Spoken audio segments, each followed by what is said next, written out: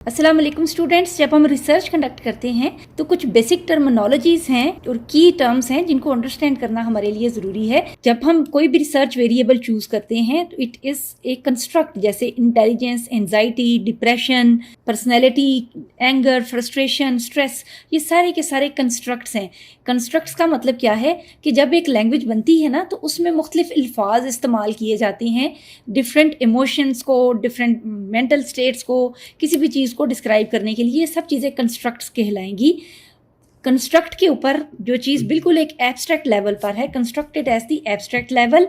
उसके बाद कॉन्सेप्ट आता है। कॉन्सेप्ट उसके अंदर एक जो लैंग्वेज या वर्ड हम देते हैं ना, कंस्ट्रक्ट बिल्कुल एब्स्ट्रैक्ट है, इमेजिनरी है, इमेज पर बेस्ड है।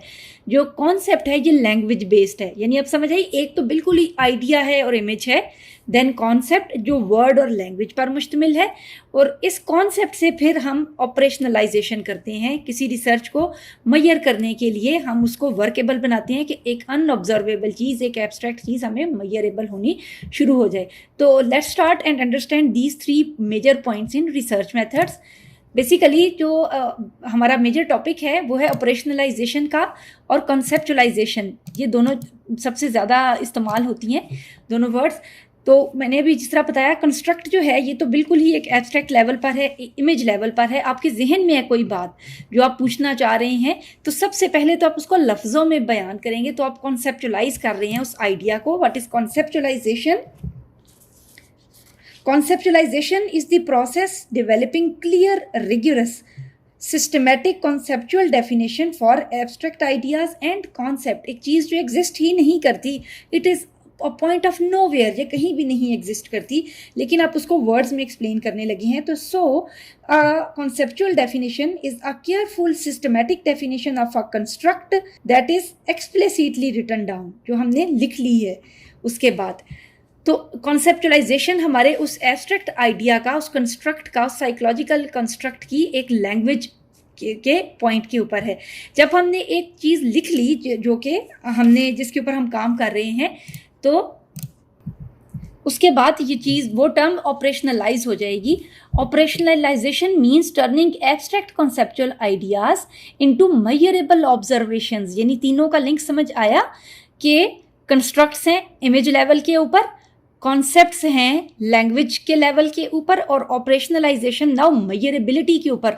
कि मसलन आपने एक चीज़ देखी कि कोई पर्सन है गुस्सा कर रहा था, अब आपने मुझे बताना है, तो वो जो चीज़ आपके मेंटल स्टेट में है वो कंस्ट्रक्ट है।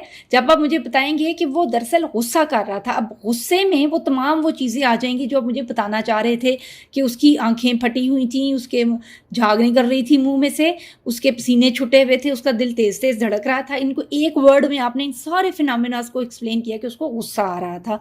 अब मैंने सोचा है कि उस पर्सन का गुस्सा मैंने चेक करना है कि उसको कितने लेवल का गुस्सा आता है, उस चीज़ को मैयर करना है। बिल्कुल ऐसे ही जैसे हम दूध वाले से दूध लेते हैं तो हम पूछते हैं कि 1 किलो दूध है, 2 किलो दूध है, कितना दूध लेना है। और इवन यहाँ पर कि हम कपड़ों की मेजरमेंट लेते हैं, हम हर एक चीज़ की मेजरमेंट लेते हैं ना, फिजिकल एंटिटी की। तो साइकोलॉजिकल कंस्ट्रक्ट्स को भी हम मेजर करते हैं जब उनको एक फिजिकल डोमेन में लाकर एक एब्स्ट्रैक्ट से, from point of nowhere से हम उसको एक कॉन्क्रीट नाउन में चेंज करते हैं। तो ये प्रोसेस ऑपरेशनलाइजेशन कहलाता है। वर्ड ऑपरेशन का मतलब क्या होता है? ऑपरेट करना, यानी एक्टिविटी है ना, एक्शन है कोई चीज़, something that is observable. Operationalization something that is actively observable, जिसको हम एम्पिरिकली ऑब्जर्व कर सकते हैं। तो एब्स्ट्रैक्ट कॉन्सेप्चुअल चीज़ डेफिनेशंस को हम मेजरेबल ऑब्जर्वेशंस में चेंज करते हैं। For example, the concept of social anxiety is directly observable. जब कोई पर्सन कहता है मुझे सोशल एंजाइटी है, लोगों में जाते हुए मुझे खौफ महसूस होता है, घबराहट होती है, but it can B operationally defined in terms of self rating scores. Self rating score, मेरे पास कोई क्वेश्चन है वो मैंने उनके ऊपर लगाया और मुझे पता चलेगा कि इनको किस लेवल की सोशल एंजाइटी है। बिहेवियरल अवॉइडेंस, कितना वो अवॉइड करते हैं लोगों में, कितनी दफ़ा जाते हैं, कितनी दफ़ा नहीं जाते हैं। मसलन हम कहेंगे how many times the person has avoided riding a बस। ठीक है, बस पे वो नहीं ट्रैवल कर रहा, हालांकि उसको रास्ते में ट्रैवल वही पड़ता है। इस तरह हम कोई भी चीज़ क्वान्टिफाइबल कर लेते हैं। और फिजिकल एंजाइटी सिम्टम्स इन सोशल सिचुएशन, इस तरह हमने मुख्तलिफ इंडिकेटर्स जो हमने मैयर करने के लिए डेवलप किए हैं, वो तमाम इसको ऑपरेशनलाइज करेंगे हमारी रिसर्च को। अच्छा, ये सोशल एंजाइटी है जो, और ये जो दोनों चीज़ें हैं, कॉन्सेप्चुलाइजेशन एंड ऑपरेशनलाइजेशन, दोनों आपस में इंटर रिलेटेड हैं। An experimental operational definition specifies the exact procedure for creating values of the independent variable. Independent जिसको जो कि free है, जो x है, और y variable specifies exact procedure for measuring. measure करने के लिए है, ये measure का word है दरअसल ऑपरेशनलाइजेशन में. हम measure कैसे कर रहे हैं किसी वेरिएबल को, the dependent variable, ये दोनों चीज़ें. अच्छा, इसको सोशल एंजाइटी के लिए से हमने कहा कि कुछ सेल्फ रेटिंग स्केल्स हम यूज़ करते हैं. इसके ऊपर हम आते हैं, ये है बैक एंजाइटी इन्वेंट्री. अब वो पर्सन जिसको सोशल एंजाइटी है उसके ऊपर मैंने ये स्केल किया, एडमिनिस्टर किया. उसने मुझे ये स्केल करके दिया सारा फिल, ये not at all, mildly, moderately, severely. ये अक्सर ऊपर नहीं गिवन होता, हम सिर्फ कहते हैं rate and circle the appropriate response. वो इनमें से डिजीनेस और लाइट हेडेड कितनी दफ़ा होता है, दिन कॉलम इनटू टोटल. आखिर में हम एक ग्रैंड टोटल निकाल लेते हैं इसका.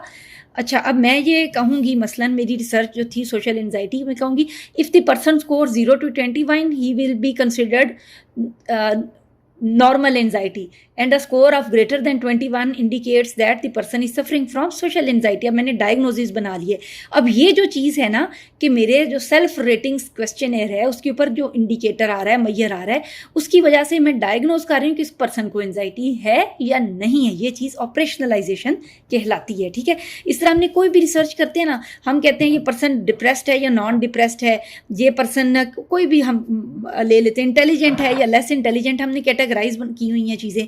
तो ये सारी चीज़ें हम इस दरअसल हमें इन चीज़ों को ऑपरेशनलाइज करती हैं. अच्छा, हम ज़रा वापस आते हैं. इसको हम यहाँ से देख रहे थे कि हम ने कंस्ट्रक्ट को कॉन्सेप्ट को ऑपरेशनलाइजेशन में हमने कन्वर्ट कर लिया, इंडिपेंडेंट और डिपेंडेंट वेरिएबल दोनों के मेजर्स को. अब मसलन एक हाइपोथेसिस है, एक और हाइपोथेसिस देख लेते हैं. तीसरी ये एग्जांपल होगी हमारी, over exertion leads to exhaustion. Over exertion यानी किसी ने काम ज़्यादा कर लिया. अब इसको ये देखें ना, ओवर एक्सर्शन क्या होगी, किस चीज़ को मैं ओवर एक्सर्शन कह रही हूँ अपनी स्टडी में. मैं ओवर एक्सर्शन कह रही हूँ अपनी स्टडी में, ये मेरा हाइपोथेसिस है स्टडी का. ओवर एक्सर्शन जो कि इंडिपेंडेंट वेरिएबल है, एक्स है, वर्किंग मोर देन 12 आवर्स. वो बंदा जो 12 घंटे से ज़्यादा टाइम वर्क कर रहा है, हम कहेंगे वो ओवर एक्सर्शन का शिकार है. एग्जॉशन के अंदर अगर उसको एक्सट्रीम टायर्डनेस हो रही है, इनकैपेसिटी टू वर्क मोर, या मैंने कोई क्वेश्चनर एडमिनिस्टर किया हुआ है और उसमें मैंने कट ऑफ स्केल बनाया हुआ है कि मसलन person scoring 0 to 12 indicate that the person is exhausted and a person scoring 12 और मोर, यानी जैसा भी मेरा क्वेश्चनर है उसके ऊपर जिस तरह से मैयर बना हुआ है ना, वो दरअसल उसका मैंने उस चीज़ को जो क्वान्टिफाइबिलिटी है उसकी, वो ऑपरेशनलाइजेशन कहलाएगी. यानी ये मेरा इंडिपेंडेंट वेरिएबल को भी मैंने ऑपरेशनली डिफाइन करना है और डिपेंडेंट वेरिएबल को, एग्जॉशन को भी मैंने ऑपरेशनली डिफाइन करना है. इन दोनों को हमने ऑपरेशनली डिफाइन कर लिया. अब समझ आ रही है ना, वरना अदरवाइज ये दोनों एक एब्स्ट्रैक्ट हमारे पास कंस्ट्रक्ट्स हैं. कुछ समझ नहीं आ रही कि ओवर एक्सर्शन में किस चीज़ को कह रही हूँ अपनी स्टडी में और एग्जॉशन में अपनी स्टडी में किस चीज़ को कह रही हूँ. तो मैं इसके बताऊंगी कि अपनी स्टडी में मैं ओवर एक्सर्शन कंसिडर कर रही हूँ 12 घंटे के काम को. हो सकता है कि आप स्टडी कंडक्ट करें तो आप कहें कि नहीं मैं ओवर एक्सर्शन कंसिडर करती हूँ 6 आवर्स वर्क को, क्योंकि हमारे इलाके में वर्किंग कंडीशन डिफरेंट है, या आपकी मर्जी है. या फिर एग्जॉशन में मैं यूज़ कर रही हूँ मसलन कोई स्ट्रेस इन्वेंट्री यूज़ कर रही हूँ, जबकि आपने कोई और सेल्फ रेटिंग स्केल कुछ और यूज़ किया है. तो आपके अपने जो आपने स्केल यूज़ किया है, जो आपने इंस्ट्रूमेंट यूज़ किया है, यानी जो क्वेश्चनर यूज़ किया है ना, वो ये बताता है. यानी दरअसल जो हमारे क्वेश्चनर के ऊपर मेजरमेंट्स इंडिकेट हुई होती हैं ना, वो ऑपरेशनलाइजेशन कहलाती हैं. ये एक और हम ज़रा करते हैं, मसलन बहुत ही सिंपल स्टडी जिसके अंदर कोई बहुत डिपेंडेंट इंडिपेंडेंट वेरिएबल नहीं है. सिंपली मैंने आइडेंटिफाई करना है फ्रीक्वेंसी ऑफ डिप्रेशन, कि कितनी फ्रीक्वेंट है डिप्रेशन हमारी सोसाइटी में या हमारे कॉलेज में. मसलन जहाँ पर मैं पढ़ा रही हूँ वहाँ पर मेरे बच्चे स्टूडेंट्स, साइकोलॉजी के स्टूडेंट्स कितने ज़्यादा डिप्रेस्ड हैं. Frequency of depression in college students using BDI, मैंने बैक डिप्रेशन इन्वेंट्री ली है. अब मैं आप सब मसलन, अब मेरे पास 20 स्टूडेंट हैं, मैं आप 20 को BDI देती हूँ और आप मुझे आंसर्स फिल करके देते हैं. उसके बाद मैं उसको स्कोर कर लेती हूँ और स्कोर करने के नतीजे में मैं ये कह देती हूँ कि वो बच्चे जिनका 0 से 18 स्कोर आएगा वो नो डिप्रेस्ड हैं, और वो बच्चे जिनका 19 से 63 स्कोर आएगा वो उनको डिप्रेशन है. तो इस तरह मैंने कैटेगराइज कर लिया. अदरवाइज क्या पता है डिप्रेशन किन बच्चों को है किन को नहीं है. लेकिन अब मैं ये बता सकती हूँ कि how I am measuring the frequency of depression. I am using a self reporting questionnaire BDI and a score of 0 to 18 indicate no depression, whereas a score of 19 to 63 indicate the person has depression. अब हमने इस चीज़ को operationally define कर लिया है। इस तरह हम जिस भी स्टडी में जो भी क्वेश्चन और स्केल यूज़ करते हैं वो उसको अपने तरीके से मुख्तलिफ तरीकों से ऑपरेशनलाइज करता है। अच्छा, ये देखा यहाँ subject scoring 0 to 18 is no depressed, और ये जिनका है उन ज़्यादा है उनको हम कहेंगे कि इनको डिप्रेशन है। इस तरह हमने इसको कर लिया। ये गया, हमने एंजाइटी इन्वेंटरी देख ली है। इसको आपने ज़रा गौर से देखना है, ये बहुत इंपॉर्टेंट ये है टेबल है हमारे पास कि किस तरह से हम एक एब्स्ट्रैक्ट चीज़ को जो एग्जिस्ट ही नहीं करती उसको कंक्रीट मैयर में कैसे चेंज करते हैं ना, एब्स्ट्रैक्ट मैयर को कंक्रीट मैयर में चेंज करना। तो दरअसल हम ये कहते हैं कि operationalization links the language of the theory with the language of empirical mayor. कि थ्योरेटिकल एक मैयर है ना, थ्योरेटिकल होता है बातें हैं, सिर्फ डिस्क्रिप्शन है, लेकिन उसको हम एक मैयरिंग स्केल में ले आते हैं, क्वान्टिफाई कर लेते हैं ना। एम्पिरिकल होता है something that is statistically defined, जो चीज़ स्टैटिस्टिकली डिफाइन हो जाती है। तो we are linking language of theory with the language of empirical mayor. Theory is full of abstract concepts, assumptions, relationships, definitions and causality। ये हमें पता है ना इस बात का। तो यहाँ पर जब है इंडिपेंडेंट वेरिएबल या डिपेंडेंट वेरिएबल दोनों में कोई रिलेशनशिप तो पाई जाती है। जैसे हम पीछे over exertion leads to exhaustion है, तो एक ओवर एक्सर्शन है और एक एग्जॉशन है, दोनों ही एब्स्ट्रैक्ट बातें हैं, उनमें समझ नहीं आ रही इस बात का क्या मतलब है, कंस्ट्रक्ट्स हैं। मेरे दिमाग में ये बात कि मैं ज़्यादा काम करूँ या वो लोग जो ज़्यादा काम करते हैं वो थक जाते हैं, उसके लिए एक लफ्ज़ हमने घड़ना है। जब हमने लफ्ज़ घड़ लिया है ना उस चीज़ के बारे में, उस फीलिंग के बारे में, उस इमोशन के बारे में, जो हमारे एहसास जज्बात कुछ भी है जो कंस्ट्रक्ट है, उसकी जब हमने लफ्ज़ घड़ लिया है कि हमने एक्सर्शन और एग्जॉशन और स्ट्रेस और एंजाइटी और फ्रस्ट्रेशन, ये सारे लफ्ज़ घड़ लिए हैं, ये कॉन्सेप्चुलाइजेशन कहलाएगा। कॉन्सेप्चुलाइजेशन किसी भी वर्ड की हो सकती है। जैसे मैं आपको लफ्ज़ बोलती हूँ स्कूल, अब एकदम से जो आपके जहन में जितना आइडिया आया ना व्हाट इज़ स्कूल के से रिलेटेड, बच्चे हैं उन्होंने बैग पहने हुए हैं, एक बिल्डिंग है बड़ी सी, उसके आगे ग्राउंड है, मैं वर्ड बोलती हूँ हॉस्पिटल, अब जो भी फ्लैश हुआ है ना इमेज आपके जहन में, वो आपकी एक तरह से वो बैकग्राउंड में जो इमेज है वो कंस्ट्रक्ट है, और जो वर्ड है वो कॉन्सेप्ट है उससे रिलेटेड जो आपके जहन में बना है। हर एक का डिफरेंट हो सकता है, इसीलिए तो डिफरेंट स्टडीज़ के डिफरेंट कंस्ट्रक्ट्स और कॉन्सेप्ट्स हुआ करते हैं ना, एक दूसरे से फ़र्क होते हैं। कोई एक डेफिनेशन यूज़ करता है, कोई दूसरी डेफिनेशन यूज़ करता है। बहरहाल हमारे जो एब्स्ट्रैक्ट कंस्ट्रक्ट्स हैं दोनों में एक हाइपोथेटिकल रिलेशनशिप पाई जा रही थी, हमने उसको कॉन्सेप्चुलाइज कर लिया है, उसको डिफाइन कर लिया है वर्ड्स में। थ्योरेटिकल लेवल पे हमने एक थ्योरी डिवाइस कर ली है ना, एक सेंटेंस बना लिया, हाइपोथेसिस फॉर्मेशन कर ली है यहाँ पर हमने उस हाइपोथेसिस को। इसके बाद ये देखा level of theory, basically linking है ना ये लेवल ऑफ थ्योरी की एम्पिरिकल लेवल पे। अब यहाँ पर कॉन्सेप्चुअल डेफिनेशन हम लिखेंगे। कॉन्सेप्चुअल डेफिनेशन जैसे मैंने बताया कि definition of variable in terms of specific actions to measure or indicate it in terms of empirical world। ये दरअसल हमें हेल्प करता है कि हमने किसी चीज़ को एम्पिरिकली कैसे डिफाइन करना है। जैसे कॉन्सेप्चुअल डेफिनेशन में हम लिख सकते हैं कि अकॉर्डिंग टू बेक, जिस तरह अगर मैंने बेक डिप्रेशन इन्वेंटरी यूज़ करनी है, according to Beck depression if means आगे उसके सिम्टम्स, या हमने इवन ये भी ले सकते हैं कि DSM की क्राइटेरिया हमने लिया हुआ है, वो भी एक डेफिनेशन है। तो ये हमारा कॉन्सेप्ट जो है वो इसकी डेफिनेशन में आ जाएगा। फिर ऑपरेशनलाइजेशन जैसे हमने भी किया कि एनीथिंग जो कि क्वांटिफाइबिलिटी हमारे उसको देती है, रिसर्च को देती है। इंडिकेटर्स ऑफ मैयर, अब यहाँ पर इंडिकेटर्स ऑफ मैयर्स में हमने डिफाइन कर लिया है कि इस 0 to 18 का क्या मतलब है, 18 से 30 का क्या मतलब है, जो भी हम टेस्ट यूज़ कर रहे हैं।